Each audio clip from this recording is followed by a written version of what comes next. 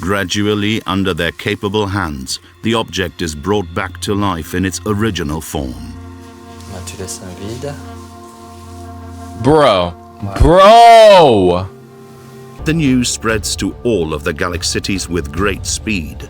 The details of what happened at Quennabin at dawn reaches Arverny by end of the day, having traveled a distance of almost 160 miles. What? What? What? 160 miles? A message taking only a day in the 1st to 3rd century. Alright, rethinking the Gauls, a civilized society The Gauls before the Romans. as the last remaining trace of the prehistoric world. The lack of architectural legacy or written history about them has led to the creation of a myth, that of their distant ancestors. Uncouth barbarians whose natures have remained unchanged since the dawn of time. This one I actually had people who looked at me when I did my Roman Empire reactions and told me that that was very false, that these people were much more civilized. And if I remember correctly, I actually kind of watched videos where more people showed in detail how these people were actually much more civilized. So I am going into this not completely ignorant, but I don't really know like the full info. I just know that that was, yeah, a myth. To have wreaked havoc on the Roman invasions. But what if a major civilization was hiding behind this outdated view? I hope this music isn't copyrighted. Ah, well, doesn't matter. If it's copyrighted, I remove it from my editor. So what is concerning to me if the video or not, the actual like video is copyrighted. Archaeological discoveries have revealed that over 2,000 years ago, the Gauls were feared warriors, but they were also successful farmers, skilled craftsmen, and talented artists. I mean, I imagine that. I mean, scientists use even the no-brainer, smallest of Loki, clues to try to fill the last remaining gaps in our knowledge. What have you... Forgotten for more than 2 millennia, the Gauls, one of the greatest populations of Celtic Europe, now reveal their true face. oh yes, the Gauls, before they were ethnically cleansed, kind of. Although most French people are descendants of Gaelic peoples that lived in Gaul, so not completely ethnically Beginning our cleansed. investigation from the sky seems almost paradoxical. But it is from these heights that the Gallic civilization emerges in all of its splendor. From 300 feet, the first signs of a Gallic existence start to appear. Really? Ooh. Ah ben voilà, par exemple, ici une ferme quadrangulaire. Donc ce genre de ferme, on en a à peu près tous les 500, tous les 1000 mètres. C'est des fermes gauloises très caractéristiques avec ces fossés emboîtés. On a certainement une partie qui est réservée à l'habitation et puis autour des fossés qui servaient à délimiter les parcelles cultivées ou celles où paissaient les animaux, le grand bétail. It's still there? What? Wait. Are those old markings that are still there from 2,000 years ago? Aerial archaeology. Am I hearing that correctly? It's a popular myth. The belief that Gaul was populated by hunters living under the cover of an impenetrable forest. I never believed that. A new revolution was approaching the Gallic world. What the heck? I never believed that. I always had the impression that Gauls were the same people like anywhere else.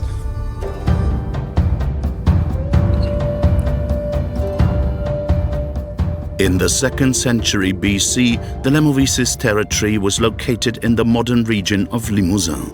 At present, an entirely reconstructed Gallic village can be found here. A group of archaeological specialists from the CNRS and INRAP oversaw its construction. Over the course of its construction, different types of materials were tested, including the same tools used during the Gallic era, their building techniques, and their ancient methods. Little by little, the Gallic builders' technical expertise has come to light before our very eyes. Archaeologists believe that wooden tiles, commonly known as roof shingles, were employed throughout certain regions. However, thatched roofs were undoubtedly the more common alternative. The latest scientific investigations affirm that the Gallic construction methods were very advanced. Their techniques were still used in our countrysides until very recently. In the Gallic era, the deafening thud of axes chopping down tree trunks is somewhat of a resounding echo throughout the forests. Wood is an essential resource for all of the Gallic populations. The needs of each village are considerable. The forests are placed under attack, and the slenderest boles with the best diameters are sought out. These trunks form the basis of all of their building work. The Gallic civilization is heavily dependent on wood. Gallic craftsmen excel in the use of it. Wood is not only used for construction purposes, it is also imperative for heating, crafting, and even for building the ramparts protecting the towns. Heating. The effects of this are quickly visible on the immediate environment. Campfire? I don't know. Around the Gallic That's what I'm farms and thinking. settlements. The forest slowly starts to lose terrain.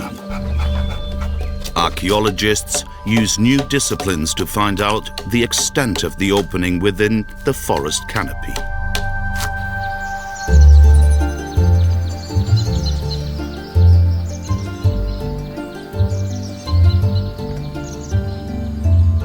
Isabelle Geoffroy is a palynologist. She collects and analyzes the pollen that has accumulated inside the land's geological layers over several centuries. On site, it all begins with a coring process which is carried out on a specific terrain known as peatland.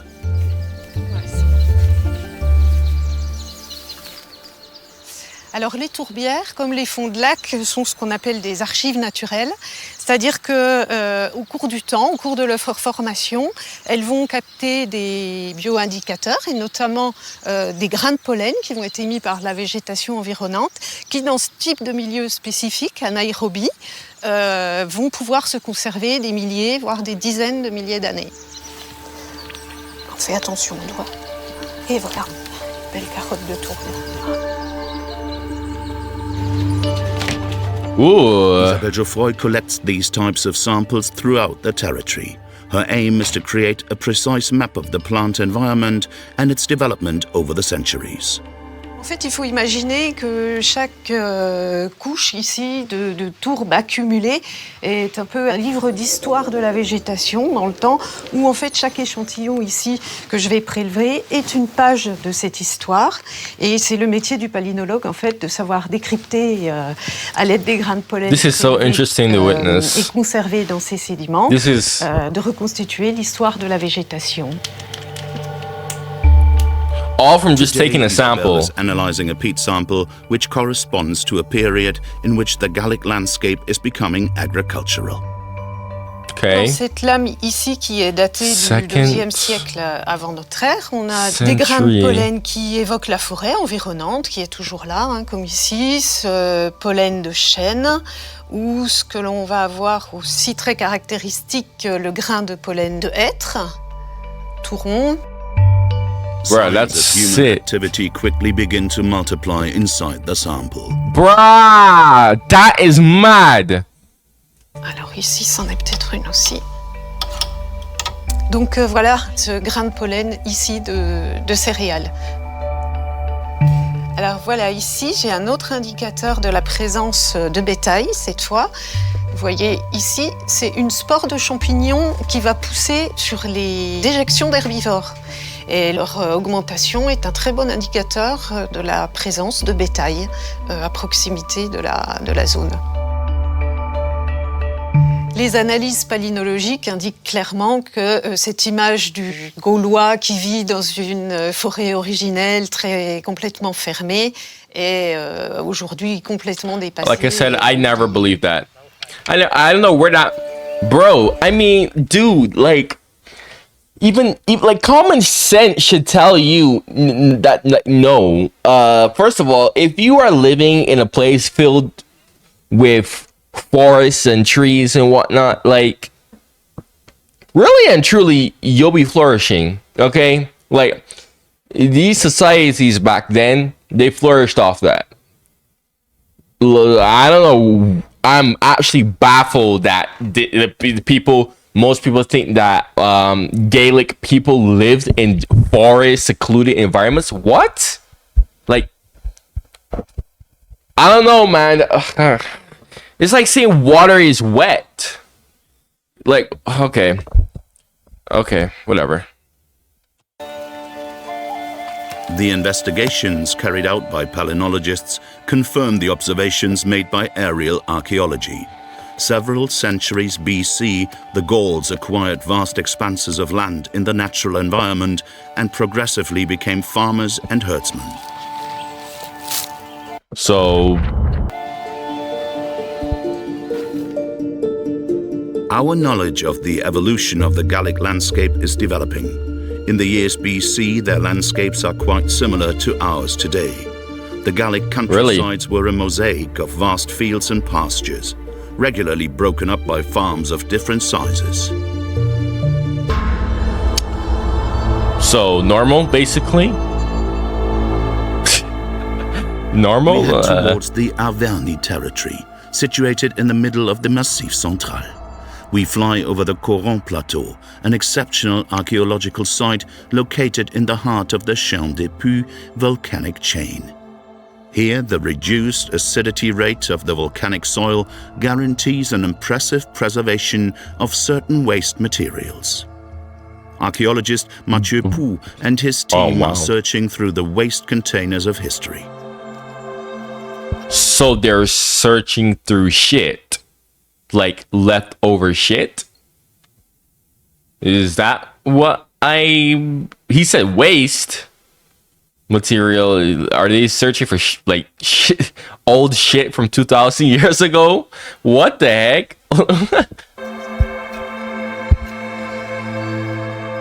Cette poubelle a déjà livré un grand nombre d'ossements animaux.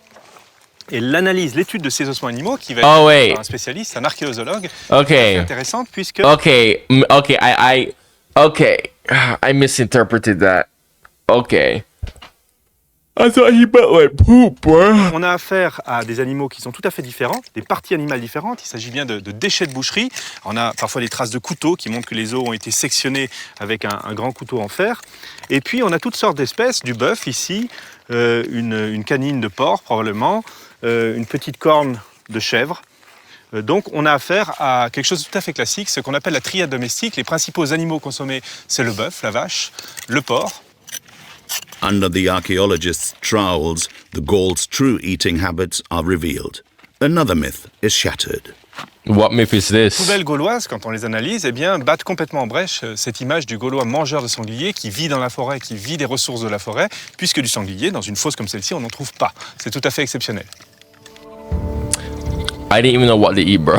Evidently, there are no wild animals in the Gauls' daily diet. The image passed on to school children for generations, that of the boorish hunter feasting on wild boar, now gives way to a different truth. In reality, the Gauls are farmers and breeders, similar to those who worked our fields less than a century ago. Yeah, and the sky is blue. How is this? I'm genuinely like, what? I don't know much about the Gauls, but isn't that what everyone in this time period did? What?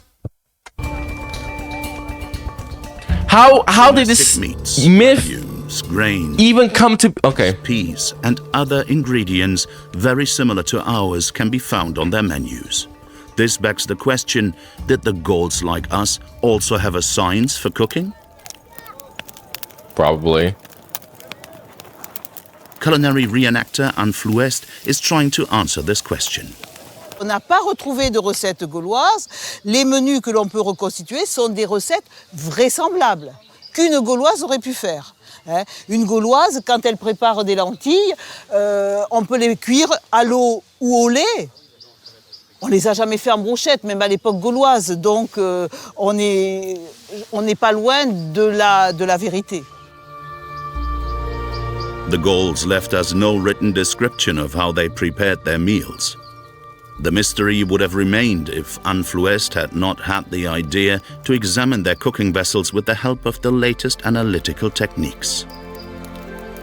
Il y a des données aujourd'hui très précises apportées par la chimie organique et de tous les ingrédients qui se piègent, tous les éléments qui se piègent dans les céramiques. Les céramiques gauloises sont poreuses, donc on peut analyser aussi bien les sucres ou au contraire les matières grasses. Déterminer si la cuisine a été faite avec de la graisse de mouton ou au contraire avec la graisse du saindoux de porc. Ça, c'est attesté aujourd'hui grâce à ces techniques-là qui sont très pointues.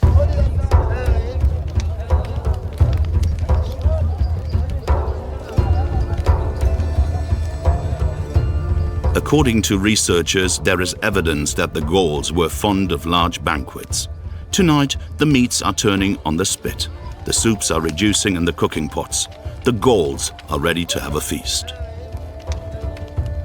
Although there are no recipe books, ancient texts inform us of a range of Gallic banquets and their proceedings. Posidonius Dampame, a Greek author from the 1st century BC, has left us with some valuable evidence.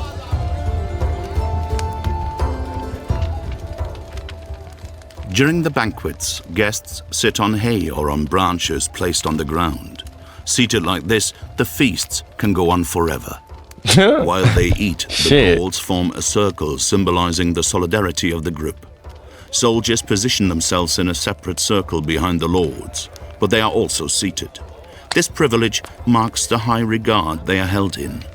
Slaves serve out the food and drink. Everyone Bruh. Everywhere. Bruh. Even they had... Bruh. My mic. Even they had slaves too, bruh. drinks from the same cup. Everyone drinks in the same cup. Ugh. I chose dog. Ancient texts, chroniclers, epidemic, final boss, archaeologists studying the Gallic civilization. Julius Caesar's famous commentaries on the Gallic wars, written during his campaigns between 58 and 52 BC, are particularly indispensable. In his account, Caesar speaks of several oppidum. The fortified towns he invaded and besieged. One name is repeated several times, the oppidum of Bibract. Bibract. In the middle of the 19th century, one archaeology enthusiast spent a long time searching for this mythic place, only to discover that it had been buried beneath this mysterious forest at the top of the Morvan for 2 millennia. Yo! You know what's crazy? Why is my quality bad? Let's change that, number one. Sorry that you had to deal with that. Yo! I used to wonder a lot, like, how could whole cities and towns, like, disappear? But that's a lot more easier than you think. A lot. It really does not take long for a whole freaking town to just vanish, essentially, and just be buried. It's mad how that works. Like... We are at the top of the Beauvrais Mount, where in 1867 Jacques-Gabriel Bouliot discovered the first remains of the oppidum of Bibract. Today, his successor, Vincent Guichard, has taken over his research. Au milieu du 19e siècle, on voyait les remparts sous forme d'un talus, l'éboulement du rempart. Et on voyait très très bien que le mur se retournait ici. Donc là, très vite, Bouliot a trouvé la base du parement. C'est-à-dire qu'on avait à peu près 1 mètre de pierre du parement qui était conservé.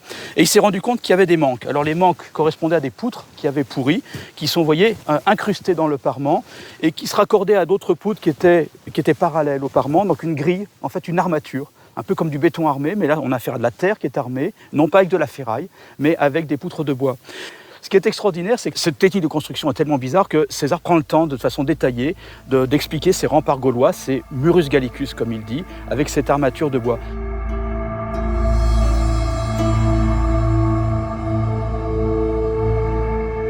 But this is usually the form of all the Gallic walls. Straight beams connected lengthwise and 2 feet distant from each other at equal intervals are placed together on the ground. These are mortised on the inside and covered with plenty of earth. The intervals which we have mentioned are closed up in front by large stones.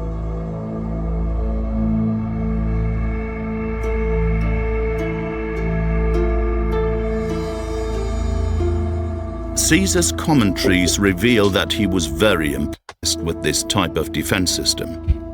The stone rampart prevents from any fire damage, whereas the solidly attached wooden framework protects against the knocks of the battering ram.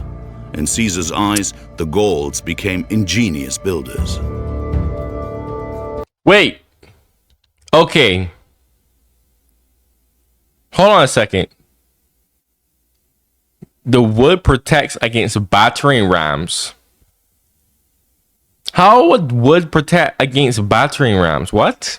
I'm trying to figure that out in my head.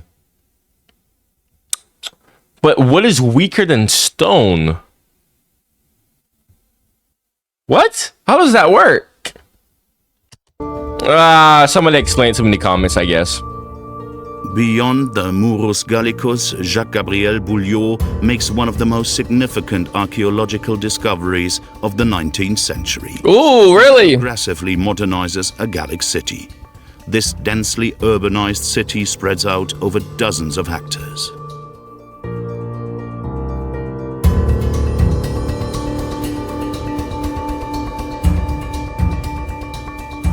We meet Pierre Nouvel's archaeological team. They are working on a site known as the Horse Park. Certain evidence leads them to believe that the Gauls were capable of monumental architectural feats, almost on par with their Greco-Roman neighbors. Oh wow. Imaginez que les Gaulois n'avaient pas la possibilité de construire des monuments énormes, une grande architecture telle qu'on en connaît dans le monde méditerranéen. En réalité, on a ici la preuve qu'on a une construction réfléchie, en amont, planifiée par des populations. Alors évidemment, c'est moins monumental qu'à Rome parce que ici, c'est pas construit en maçonnerie, c'est construit à partir de poteaux en bois. Alors on distingue ici cet alignement de trous qui sont en fait les négatifs de poteaux disparus depuis longtemps d'un immense bâtiment gaulois qui faisait près de 50 mètres de côté avec des alignements de poteaux, plus de 100 poteaux en chaîne qui forment un espèce d'immense préau avec une cour centrale. The materials were gathered up here and a large construction, a public work, was planned out over several years. The main function of this type of building is a mystery that researchers are still trying to solve. What the heck is... have the most recent discoveries from the oppidum at their disposal, and the information gathered at Bibra, the oppidum spreading over 200 hectares, is particularly useful. The oppidum of Bibra is surrounded by a rampart measuring several kilometers, and it houses many buildings relating to crafts and trade. Wow. Wow. At the turn of the 2nd century BC, the oppidum are significant in number. More than 100 of these fortified cities form a network within the Gallic territory. Carefully collected and recorded observations of Jacques-Gabriel Boulieu, the discoverer of Bibra, allow his successor Joseph Deschelette to make a surprising discovery about the geographical distribution of the oppidum.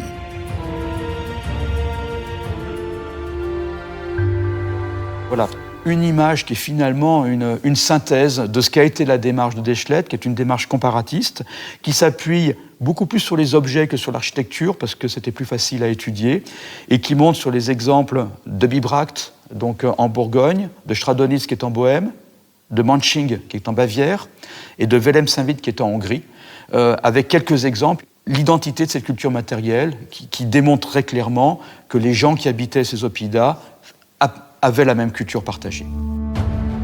It is a huge discovery. The oppidum concept, born in Gaul, quickly branches out over a large part of Celtic Europe, an entire oppidum civilization is created, stretching out to the edge of the Black Sea.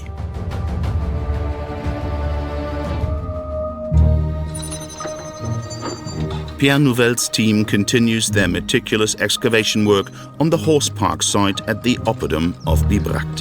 The debris of various amphorae are the most commonly discovered objects across all of the oppidum.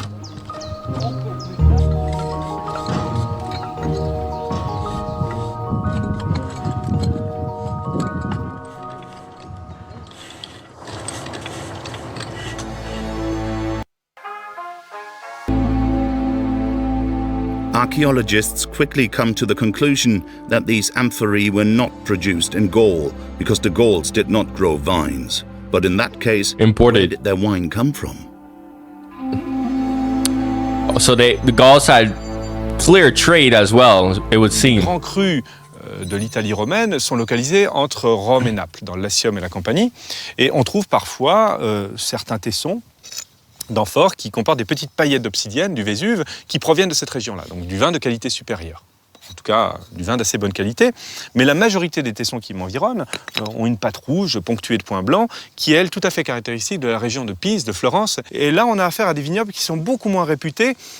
C'est plutôt un vignoble d'exportation de masse qui a été créé justement en grande partie pour répondre à ces demandes gauloises. On est au plus près des marchés d'exportation puisqu'on est pratiquement au nord de l'Italie. Et c'est ce vin qu'on retrouve en quantité écrasante sur les sites de Gaule intérieure. Ships able to transport up to 10,000 amphorae left Italy to cross the Mediterranean. Their cargo was unloaded at the port of Massilia, which is now known as Marseille. Back then, it was under Roman domination. Then the amphorae were transported in two main directions. The first went around the Massif Central from the west to reach Aquitaine. The other travelled up to the Rhône Valley to supply the oppidum in the centre and the north of Gaul.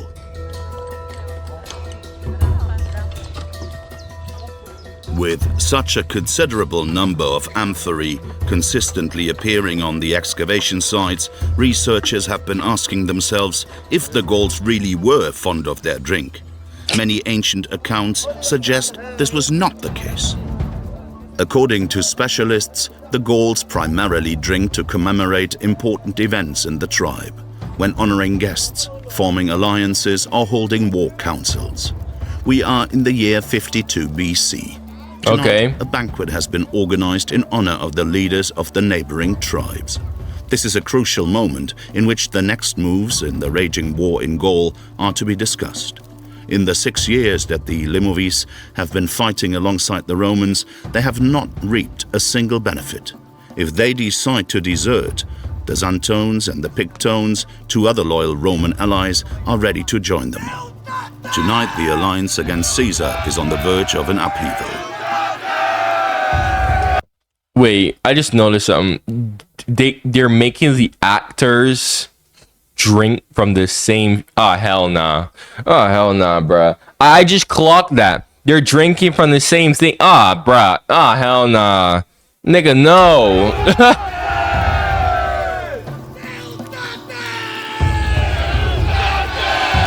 How to get herpes 101.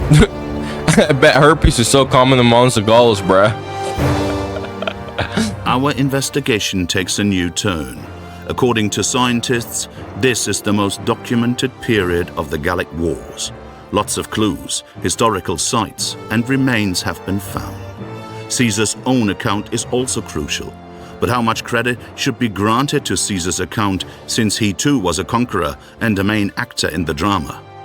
Over time, researchers have learned how to decode the subjective nature of his commentaries. For example, when he declares in the first line, "All Gaul is divided into 3 parts, one of which the Belgae inhabit, the Aquitani another, and those who in their own language are called Celts, and in ours Gauls, the third." Since Gaul is composed of a mosaic of different populations, commercial exchange forms the pedestal of this prosperous geographical entity. In the northeast of Gaul, in the Mediomatrici territory, researchers have uncovered irrefutable evidence of the trading rituals between the different tribes. Approximately 30 kilometers from Nancy along the Seine Valley, we find the Marcel excavation site, one of the most extraordinary sites from the European Iron Age. Here, Wow. the Medio-Matrici people benefited from an impressive source of wealth, a subject of intense trade, and a product that has been imperative to the survival of man since ancient times: salt.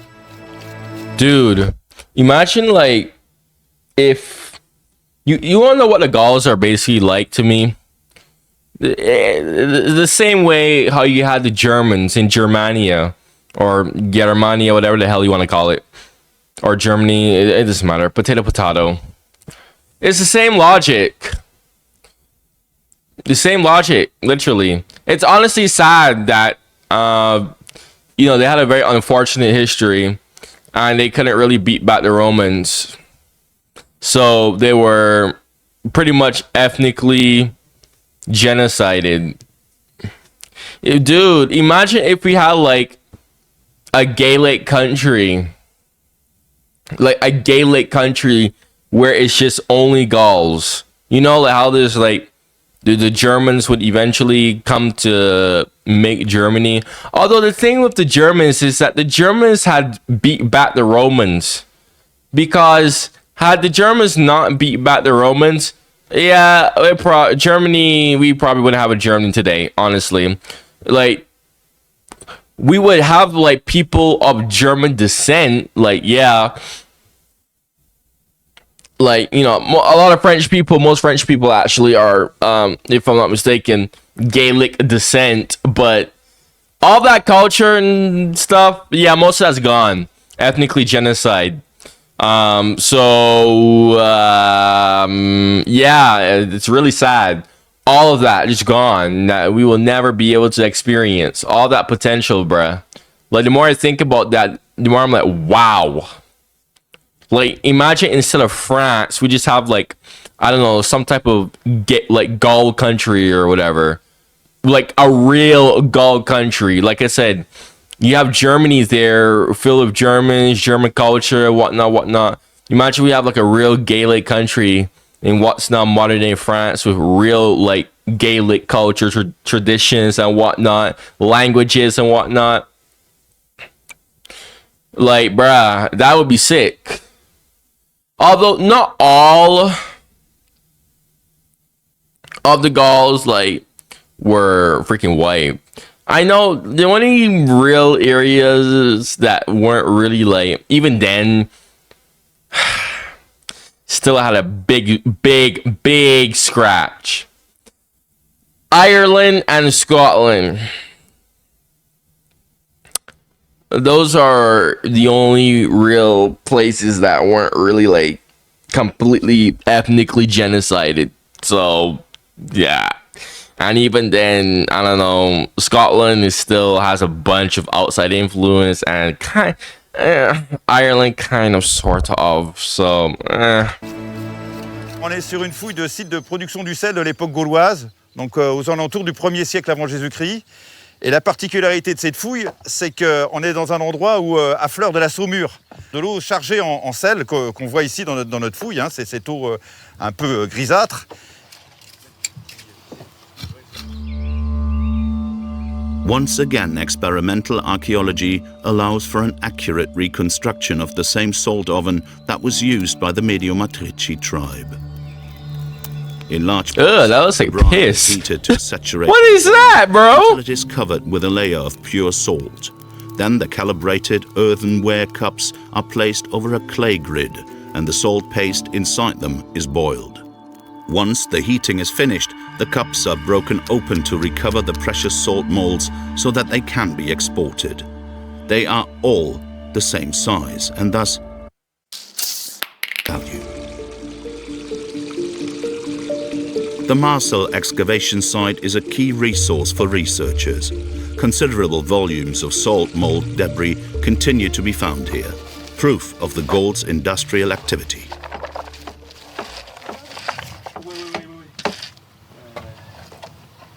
Le sel, aujourd'hui, ça n'a plus beaucoup de valeur, mais c'est quelque chose d'absolument essentiel pour la conservation des aliments, l'alimentation du bétail et un peu l'alimentation humaine.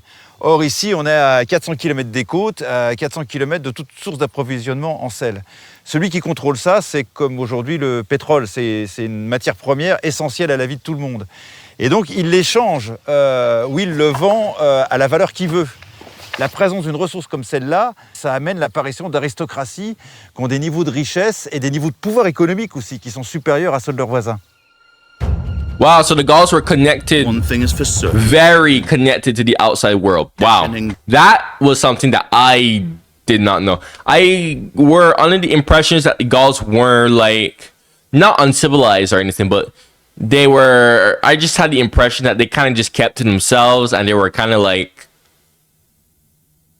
isolated-ish, The salt but seems not. They had a lot of connections. The Gauls used this resource as their reference standard for trade.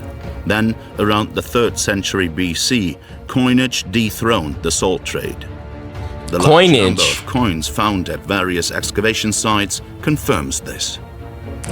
Oh, wow. Wow, okay.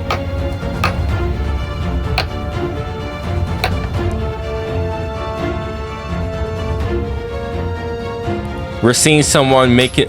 Bruh, that's cool. Making a freaking coin. Currency specialist Eniko Hiayat studies the impressive collection of Gallic objects at the Museum of Saint-Germain-en-Laye in the hope of finding out how currency was introduced in Gaul. La fin du XIIe siècle va marquer un tournant économique. On assiste là aussi à un boom économique majeur, avec une évolution aussi dans les modes d'habitat. Les habitats groupés d'un genre nouveau, les oppidas apparaissent, qui vont drainer les pouvoirs, les richesses. Au milieu du 1er siècle avant notre ère, donc avec la guerre des Gaules, la conquête de César, là aussi, on assiste à un accroissement considérable de la masse monétaire. Des monnaies sont frappées de plus belle, avec notamment des chefs célèbres qui vont émettre des monnaies à leur nom, et notamment le chef le plus célèbre d'entre tous, Vercingétorix. With the emergence of Vercingétorix as a new leader respected by a majority of tribes, the uprising of Gaul against the Romans seems closer than ever before. Each village now has to produce a quota of their funds. Workshops fabricate numerous weapons, and carpenters are tasked with the manufacture of shields.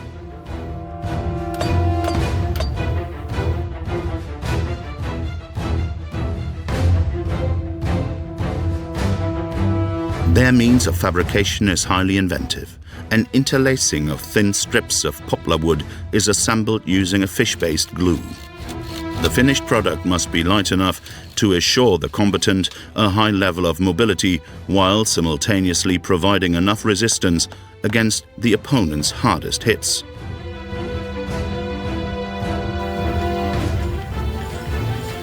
Nowadays, it is nearly impossible to find proof of these achievements. Over time, the wood has degraded almost to the point of disappearing. Nevertheless, some rare exceptions still exist in Switzerland near Neuchâtel, a unique site in Europe. Here, the humid environments have facilitated the discovery of a significant quantity of exceptionally preserved objects. Such as? Marc-Antoine Kayser, we go in search of the remains which are said to prove the astounding technicality of the Gauls' woodwork. Ce pont, en fait, c'est la reconstitution expérimentale d'un pont celtique, d'un pont gaulois qui a été découvert au-dessus d'une rivière qui se trouve pas loin d'ici. En fait, ce qu'on voit, c'est tout un système de poutraison avec un tablier mobile qui est posé par-dessus. Il faut se l'imaginer beaucoup plus long, c'est-à-dire que là, on a un petit bout d'un pont qui, à l'origine, faisait pratiquement 100 mètres de long et qui enjambait une rivière au bout du lac de Neuchâtel. C'est une découverte qui remonte au milieu du 19e siècle. On est en 1857, un matin de novembre, et on a un pêcheur qui fait, on va dire, des prospections archéologiques et qui voit sous l'eau des restes de pieux en bois qui sont, on va dire, les fondations d'un pont celtique. Et parmi ces pieux, il met au jour des épées, des pointes de lance, des objets de parure. This miraculous discovery is a decisive one for the scientific community.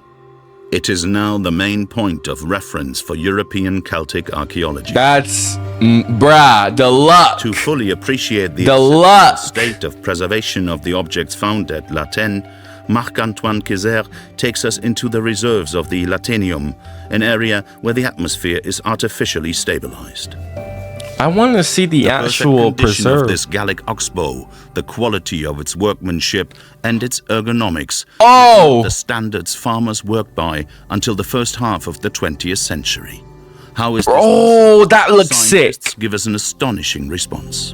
Bruh, that looks so freaking cool. Et au sommet de la technique, on a atteint un sommet de la technique, et c'est d'autant plus intéressant que la boissellerie et la charonnerie sont des métiers où les artisans gaulois excellaient. On le sait par des témoignages de sources antiques, latines, romaines, mais on le sait aussi par le fait que les termes techniques pour la charonnerie, typiquement le mot char, est un mot d'origine celtique. Donc on voit que le latin a repris des mots celtes, des mots gaulois, parce que c'est eux qui avaient, on va dire, l'expertise technique, un peu comme aujourd'hui, en informatique, on utilise des termes anglais, parce que c'est des choses qui ont été inventées dans la Silicon Valley. Donc là, on a vraiment les œuvres internationaux qui sont des artisans gaulois. Bruh. The discovery from Laten is truly fundamental. These objects revolutionized the view of Gallic craftsmanship.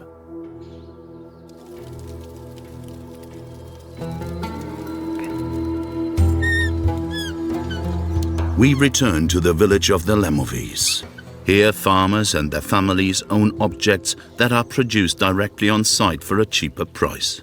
To make ceramics, clay is extracted locally and then skillfully shaped by hand. In the domestic sphere, weaving is a delicate and time-consuming activity for the production of clothing.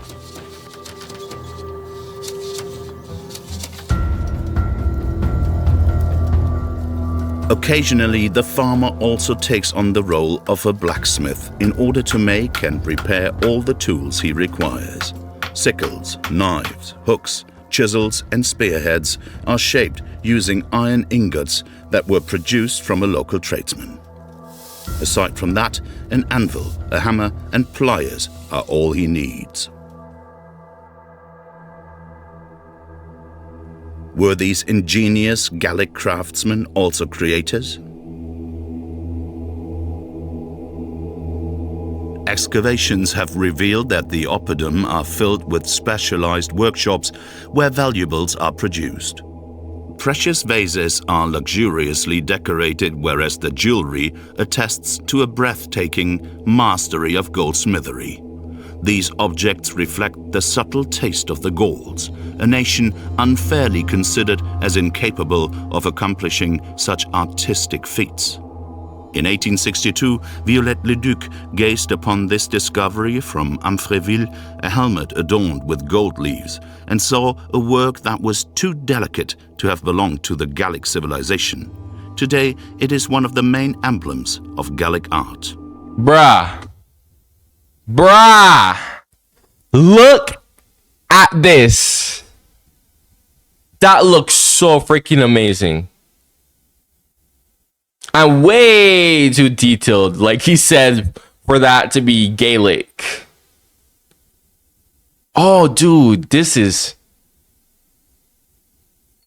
Bruh, honestly, real talk, Gaelic people are better, like, than Germanic people, hands down. Hands down. This is not even a fact. I mean, this is not even an opinion, that's just a fact. Gaelic people trumps Germanic people. In the 3rd century BC, a considerable change occurs. The artists start to use their currency as a means to exhibit their creative talents. Cela apparaît notamment au niveau du cheval, qui est un élément récurrent sur les monnaies gauloises, où chacun des peuples, chacune des cités, chacune des entités émettrices va avoir sa propre représentation, sa propre interprétation du cheval. Ici, nous avons une évocation très claire avec une monnaie des Sotiates, où le cheval est décomposé en différents éléments géométriques, des traits et des globules. Nous avons également la monnaie des parisis, avec ce cheval qui est disloqué, avec ce filet au-dessus, et le cheval qui est entouré de nombreux symboles. The analysis of the horse motifs engraved on coins from all over Celtic Europe put researchers on the trail of a whole new discovery.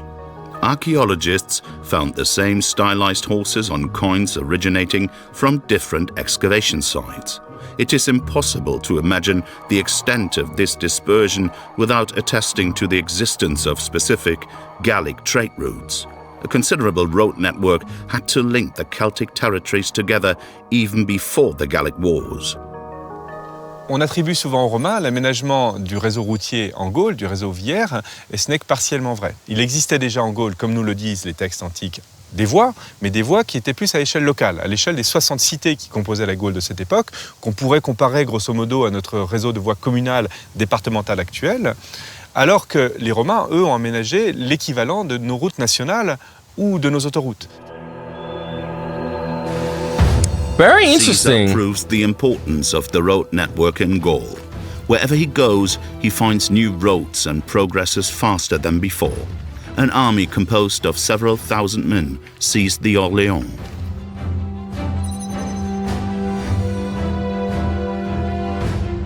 Ever the strategist, Caesar profits from his intervention by maintaining his army and progressively occupying the whole of the Gaul under the pretext of pacifying the land. For 6 years, the presence of Roman legions provokes a succession of battles based on the varying alliances and betrayals of the different Gallic tribes against their Roman occupier. I swear, like I said before, Rome deserved every shit that it got. Rome got its karma for doing every single shit that it got, especially towards the Gaelic people. Ugh. One day, a young Gallic leader changes everything. Oh, what? L'hiver 53-52 avant Jésus-Christ, il y a un changement complet de stratégie qui est impulsé par Vercingétorix. C'est ce qu'on appellerait aujourd'hui un acte terroriste. Les Carnutes massacrent les trafiquants romains qui sont établis à Orléans, Cénabum. Donc il y a un double message qu'adresse aux Romains, c'est un, plus aucun Romain ne sera en sécurité en Gaule, qu'il soit militaire ou qu'il soit civil, et deux, désormais, c'est plus la guerre comme vous l'avez connue, c'est la guerre totale jusqu'à ce que les Romains aient évacué la Gaule.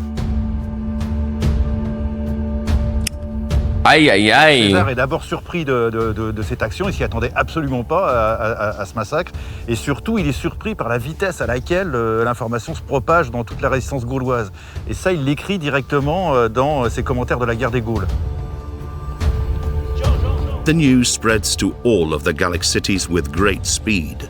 The details of what happened at Cénabum at dawn reaches Arverni by end of the day, having traveled a distance of almost 160 miles. What? What? What? 160 miles? A message taking only a day in the 1st to 3rd century. A day to travel 160 miles. Bruh, that is mind-boggling. 240 kilometers in only a few hours. Scientists believe that relay points were set up at 240 kilometers in a couple, bruh, in a couple, what? strategic points over regular intervals. The news of the uprising reaches the village of the Lamovies. Any eligible soldier leaves to join the troops spread along the Allier in the direction of Gergovia. It is here in the heart of the Massif Central that the Resistance Command Center, led by Vercingétorix, is based. Bro, it is so sad that these people got defeated. It is actually so sad. Imagine a world where we had a flourishing, like, Gaelic majority area in Western Europe, bro. Bro, we would have had freaking flying cars. These people were clearly, like, on par with other parts of the world.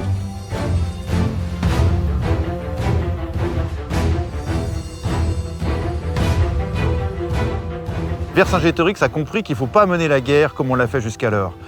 On n'a pas l'avantage parce qu'il n'y a pas l'artillerie dont disposent les Romains, et donc il faut livrer une guérilla.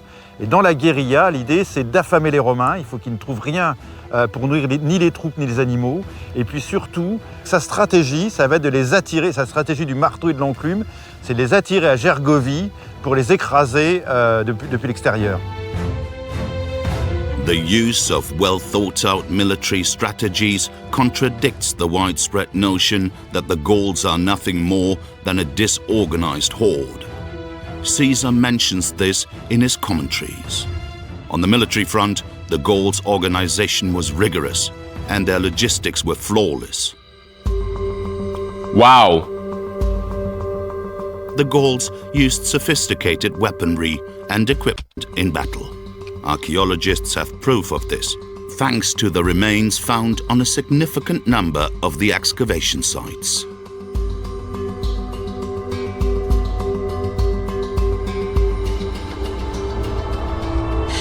The most striking example is the chainmail fabricated by the Gallic craftsmen. This technical feat dates back to the end of the 4th century BC. The bodily protection made using thousands of forged and assembled rings is very effective. It progressively spreads throughout the whole of Celtic Europe. I always wondered how the hell chainmail protected you. Chainmail looked like it did not protect you at all.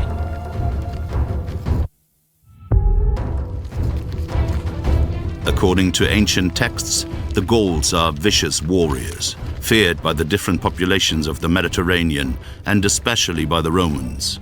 This fear is established several centuries before the outbreak of the Gallic Wars. But on which historical grounds is this reputation based on? Yeah, I'm trying to figure that out. Un moment clé dans l'histoire de l'Antiquité, c'est au début du IVe siècle, où les Gaulois descendent sur Rome, pillent Rome. Et puis un siècle plus tard, donc au début du IIIe siècle, ils vont en Grèce, dans le nord de la Grèce, et ils vont même saccager le sanctuaire de Delphes. Donc ça va être des traumatismes pour la civilisation romaine, pour la Grèce hellénistique.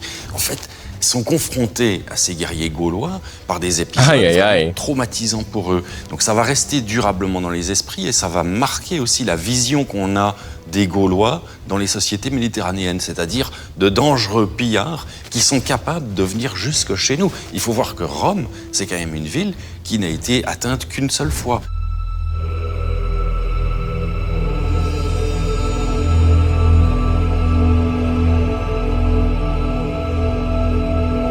Few accounts detailing the Gauls' true conduct in war have survived. The Gundustrop cauldron, found in 1891 in a peat bog in Scandinavia, gives us a rare insight. On the inner face of this unique object, a collection of scenes have been engraved and chiseled to represent an initiation ritual, the change in status of a young soldier as he becomes a knight.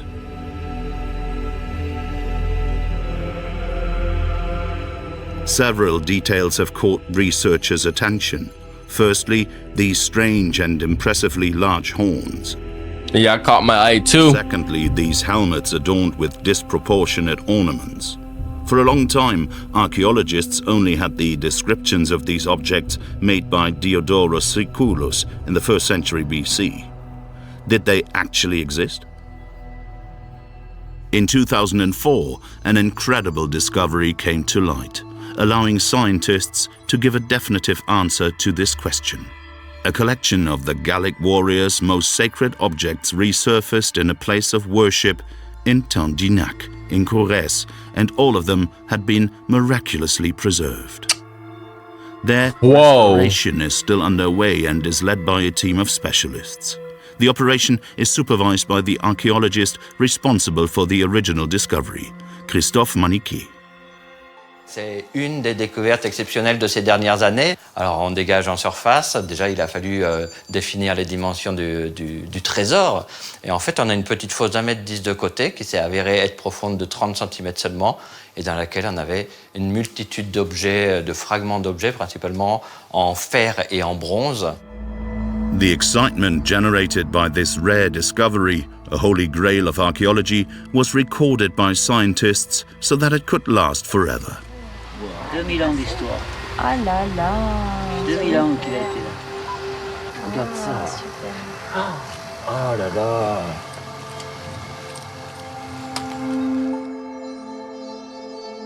At present, Christophe Maniquet's team is busy reconstructing a trumpet shaped like a wild boar's head. The animal is a symbol of power and courage for the Gallic people. Alors, je dis, ouais, ça, on va le mettre ici. Alors, mets-la bien angle droit. Ouais, comme ça? Ouais. Ensuite...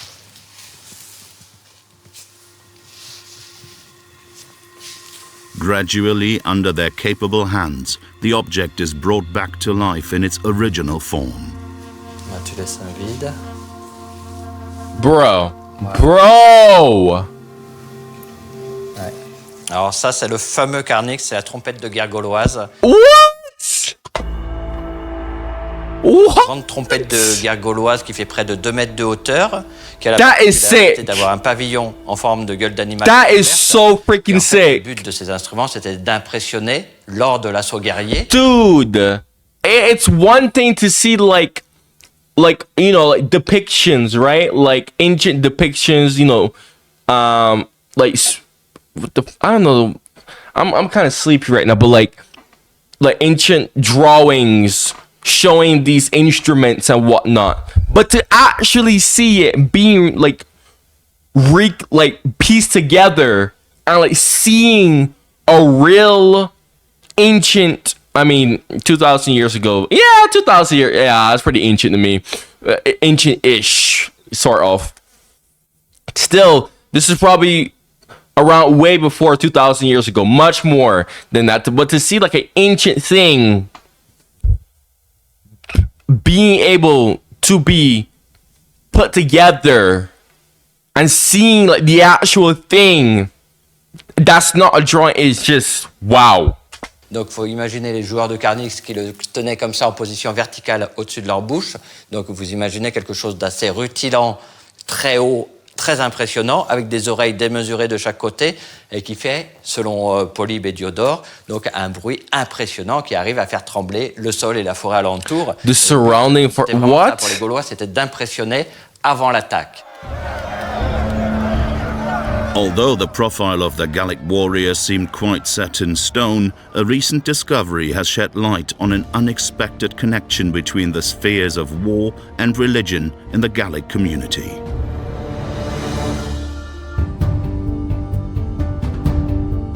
To learn more about the subtle nuances in the Gallic belief system, we must return to the Courant Oppidum.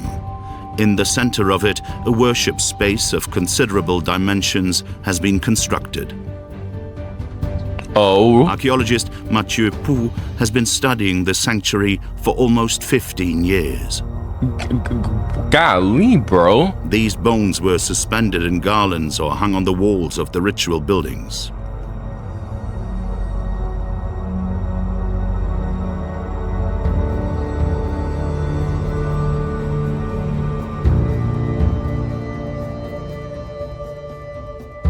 There is another surprising discovery inside the sanctuary. It has 4 caverns. Archaeologists are currently working on an explanation for their use.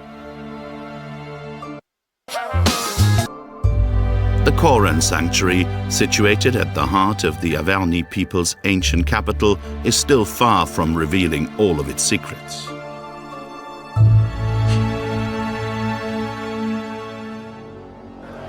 A few kilometers away at the top of the Oppidum of Gergovia, Vercingetorix's Gallic coalition wins a historic battle. In the year 52 BC, the prior invincibility of the Roman legions was shattered. However, the victory left a sour taste in the mouths of the Lemovis who fought in the battle. Tonight, the warriors prepare to pay one last tribute to their deceased leader. Ay, ay, ay.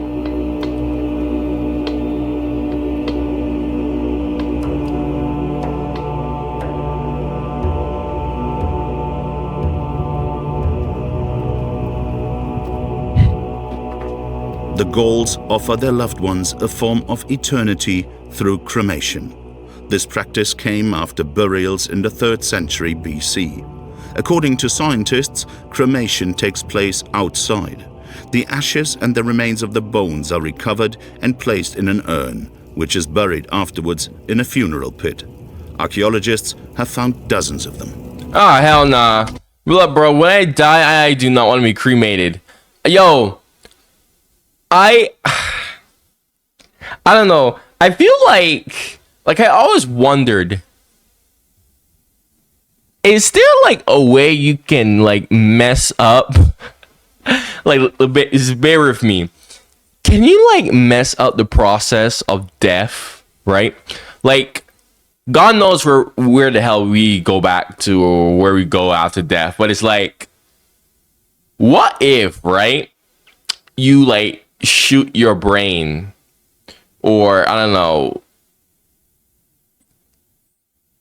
something like you something just destroys your brain. Like you hit your, like it goes through your head, arrow, something, right? I don't know, man. Or you just get hit by artillery and you explode into freaking pieces. Bro. Yeah, let's say that. Like somehow you end up blowing into literal pieces. And your body is just gone. Bro, like wouldn't that like mess up the process of, I don't know, your soul?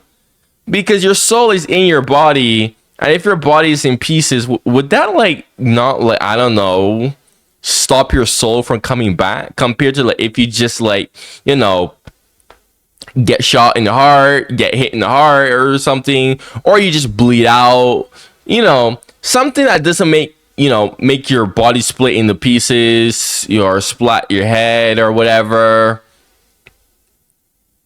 You know, because your brain is still there. So it's like, I don't know. I always imagine that as long as the brain is still there, your body, like, you'll be able to properly return back to wherever the hell you come from. I don't know, man.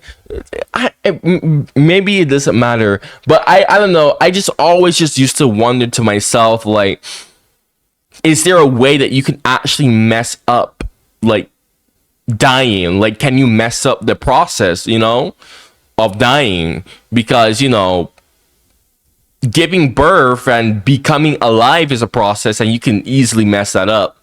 And that's how we get, you know, deformed children today. But like, is dying the same way? Like, what if there's a way to mess that up and your soul just goes nowhere and you're just, I don't know, stuck in a place where you, I don't know, nigga, what happened to you? You're just stuck in a place or some shit. I don't know. But seriously, though, that's low-key scary to think about. That's why I'm just like, oh, hell nah, bruh. When I'm dead, hopefully I don't splat or anything like that. I just die where my body's still there, my head is still intact, my brain is still intact, you know, and just bury me, let me decay, you know. So hopefully the whole process of me going back to wherever the hell I came from, you know, is done properly.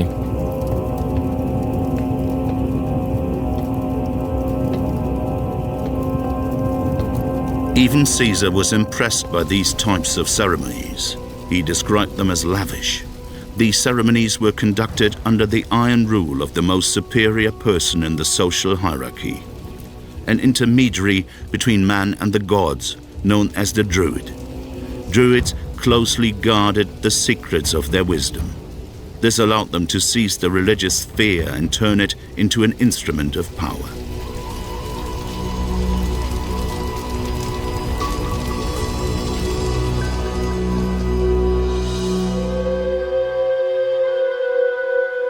Alors visiblement, c'est une caste qui est séparée du reste de la société, et surtout, ce sont des intellectuels, en fait, qui ont une formation intellectuelle qui dure plusieurs dizaines d'années. Il y a l'idée que le savoir, c'est quelque chose qui est réservé à une élite, c'est quelque chose qui n'est pas destiné à être partagé. C'est une connaissance très très pointue. Et il y a cette idée que le savoir doit être su par cœur, il doit être su intellectuellement. Et donc il y a un rapport ambigu avec l'écriture. The writing ban imposed by the Druids is at the root of one of the biggest enigmas faced by the archaeological community. Gallic texts are still extremely rare and fragmented.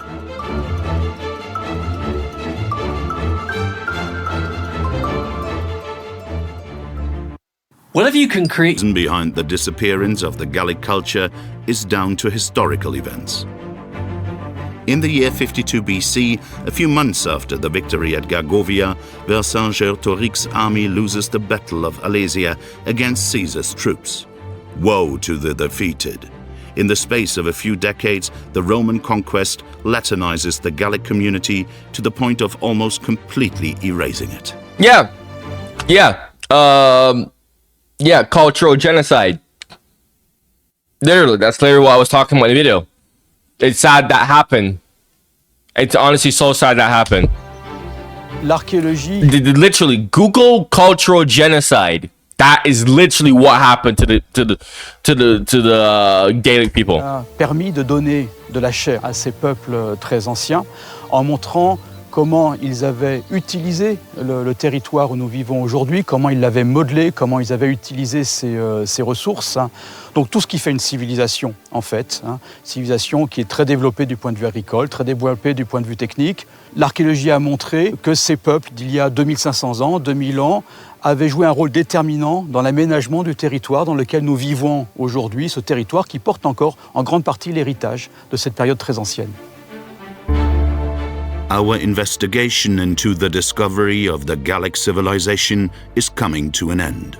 Scientists continue their search into the secrets of their history. They hope to finally break the wall of silence behind which the Gauls have been locked away, depriving the world of an essential part of its history. Hell yeah! Hell yeah, I love Gaelic people now. Oh my gosh, Gauls are freaking amazing. This documentary is excellent, bro. Oh my goodness. Bro, if you're new to my channel and you came all the way to the end of this video, make sure you subscribe. If you have any videos you know I would love to react to, you would love to see my reaction to, comment it in the comments below. Eventually I will do it. If you're an active viewer and you have suggestions for me and you want your suggestions to be done faster, the channel membership is literally 99 cents a month. Okay, it is currently members week where I only do members suggestions right now. Okay, I am telling you, it is worth it. If you're an active viewer of mine, it is worth it. None of my members are disappointed. This is why I don't say any and everybody join my channel membership. No, I say active viewers. Okay, all right. I'm gonna link that video because I edited, like, I had to replace the old channel membership video with a new one, basically explaining all the perks and stuff that you get, because there was, like I said, as I get more members, I expand more perks, I add more perks, and we got 7, and so yeah, I created a VIP Discord server and whatnot, so that it's much more easier for suggestions to be done, a whole lot of other stuff. Okay, guys, this is literally just only the beginning. Anyways, I'm gonna stop yapping now. I am sleepy as shit. Okay, check out my other France reactions or whatever other reactions I have. France, Europe, history, so much reactions, man. So many types of reactions, man. Thank you for watching and goodbye.